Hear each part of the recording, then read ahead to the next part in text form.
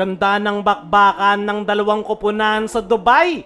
Bakbakan ng Barangay Ginebra kontra San Miguel sa Dubai. So, first quarter nga mga chong. Troy Rosario ang unang pupuntos sa kanyang long 3-point shot. Ang kaso, nagsunod-sunod yung turnovers ng Ginebra, kaya naman nag-capitalize dyan itong si CJ Perez sa kanyang 6 straight points.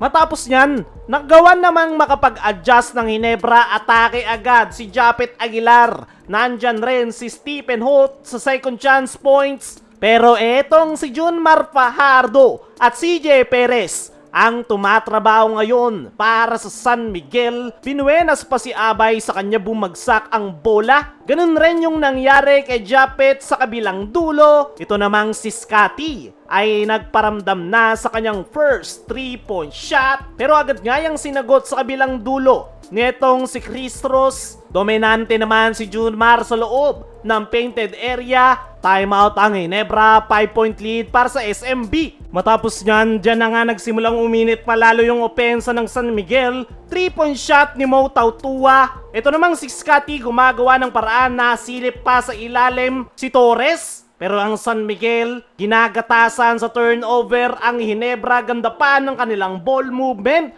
Kaya natapos ang first quarter, 24-16. 8-point lead para sa SMB. Pagpasok ng second quarter, naglabasan na naman yung turnovers ng Barangay Ginebra. Kaya naman, agad na nakapagtala dyan ng 5 straight points ang San Miguel. 3-point shot manggagaling kay Wami Chongson. Under 9-minute mark nang makapuntos na sa wakas ang Ginebra from Japet. Nandyan rin etong si RJ Abarrientos na magbabaon ng 3. Pero ang SMB, napakadali ng opensa. Trick shot ni Chongson. Samantalang ang Barangay Ginebra, malas ng opensa, tutukan, di pa pumapasok. Kabaliktaran yan sa San Miguel. Basic basketball ang kanilang pinapakita. Under 5-minute mark nang makapagtala ng mini run ang Ginebra. Offensive rebound ni Scotty, siya na rin ang pumuntos. Nagbound naman itong si Jason David ng corner 3 na agad na sinagot ng dalawang sunod na 3-point shot. Marcio Lassiter at Andreas Kahilig. Napa-timeout si coach team.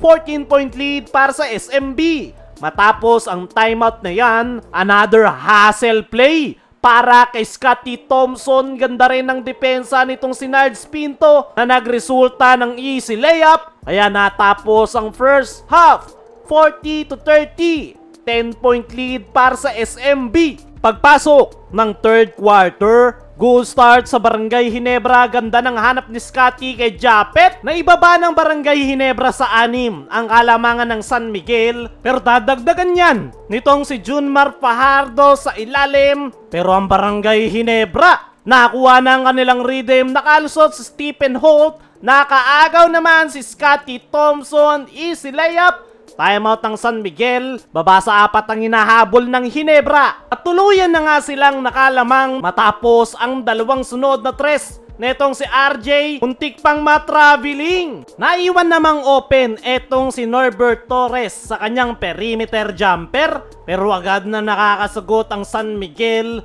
Don Troliano at Junmar Fajardo sa loob ng painted area. Madali nilang nabubutas yung depensa ng Ginebra. Nasaktan pa itong si Scotty matapos tamaan ng tuhod ni Mola Tautua. Pero ang San Miguel, patuloy yung kanilang 12-2 run. Ganda ng kanilang ball movement. Kaya naman, timeout si coach team. 7-point lead para sa SMB. Nagkakapisikalan na ang dalawang koponan. Hinatak na yung jersey ni Steel. Pero ang SMB, minding their own business. Ganda pa rin ng ball movement. Sana still struggling yung performance. Pati free throw di pumapasok. Mabuti na lang ay nakapuntos pa sa dulo etong si Japet.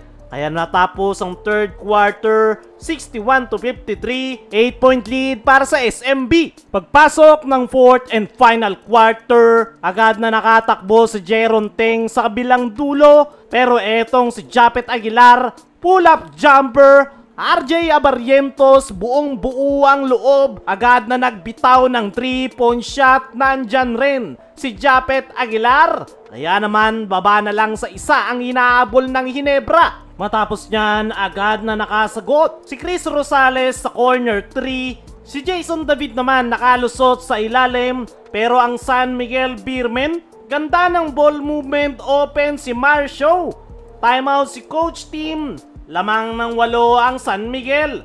Japet Aguilar, agad na umatake sa kanyang floater shot, pero sinagot yan netong si Calmas sa kanyang perimeter jumper. Pero etong si Troy Rosario, magbabaon ng corner 3-point shot. Matapos ang free throw ni Chris Rosales, ay nakapagbaon pa ito ng 3-point shot. Kaya naman napatimeout na si coach team. 7-point lead para sa SMB. Sinubukan pang humabol ng Ginebra, pero SMB na ang kukuha ng panalo.